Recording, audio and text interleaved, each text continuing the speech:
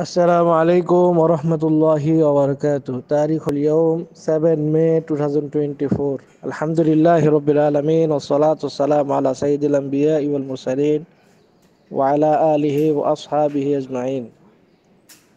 اللهم لك الحمد على ما أنعمت به من نعم، ولك الحمد على كل شيء.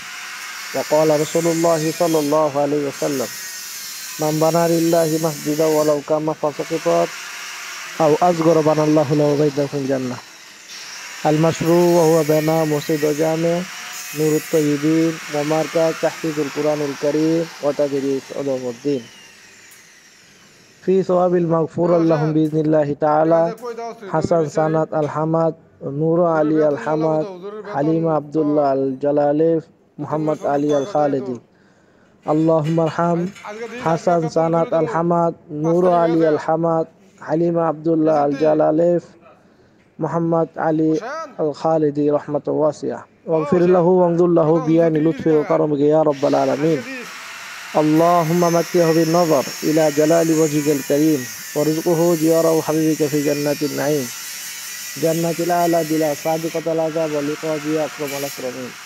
وقد تم التنسيق مع الأخ يوسف سامي الزياني من مملكة البحرين، فجزاه الله خير الجزاء. والسلام عليكم ورحمة الله وبركاته.